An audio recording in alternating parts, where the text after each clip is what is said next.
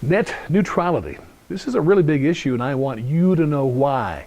It's so important to me that I'm going to spend the next couple of videos talking about it. So I hope you'll tune back in on Thursday and again on Saturday as I continue this discussion to really make it clear what this is all about. Now, I got a little angry a couple of days ago when I received an email, a letter from the guy who's the director of the library system that I have a card with. And he was appealing to the members to contact the congressman, do everything they can to get the net neutrality rules back on the books. But you know, Trump did away with them, which I was in agreement with. I've been against net neutrality rules from the very beginning over a decade ago. Wrote against it, did videos against it, always been against it, still am to this day. So I'm glad that he did away with it. But let's talk about it. I want to know, first of all, what the heck happened? I mean, what took place that made this huge beast awake from its sleep in Washington, D.C., the federal government, and said, oh, we have to take control of the internet to protect consumers?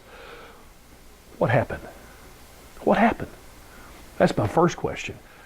I mean, what dastardly deed did the evil ISP companies do to consumers that was so terrible? I want to know the consumers. I want to know the name of the company. I want to know what exactly the company did that caused such a mess. What websites did they block? By the way, I find irony in the fact that my library director is concerned about, us losing some of our freedom to surf and to search the way we want to if these rules are not in place. Yet the library itself shuts down websites all over the place. And some, that's understandable. Why? Pornography. I think even YouTube's not allowed. Other social media sites, I get it. But it's just funny that he would be talking about making sure these rules are in place so that doesn't happen. But it's another story. Back to the real issue.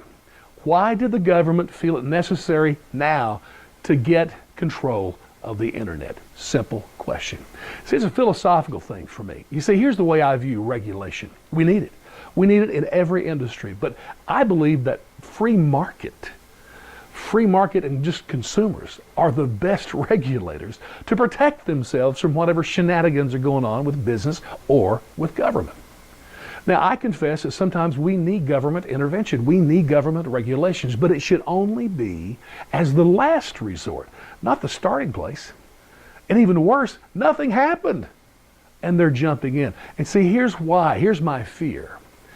There's a lot of people in this country who are pushing us to move closer and closer to socialism. They love big government. They think it's benevolent. They think it's the best solution to all of society's ills. And so the internet is such a powerful big thing. Obviously, it needs to get control of that. So we have to lose some freedom. And it's worth it because government loves us. See, I don't agree with that. I totally reject that idea.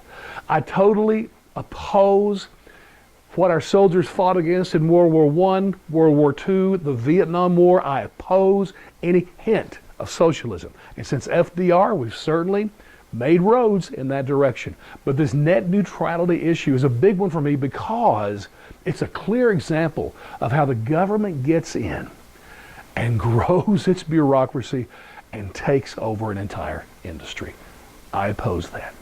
So if something happens that consumers, and by the way, one of my other videos is about this very thing. If something happens where the consumers are not able to protect themselves, free market can't regulate, hey, let's bring the government in. But let things happen that proves that before the government comes in. I say, let the beast sleep.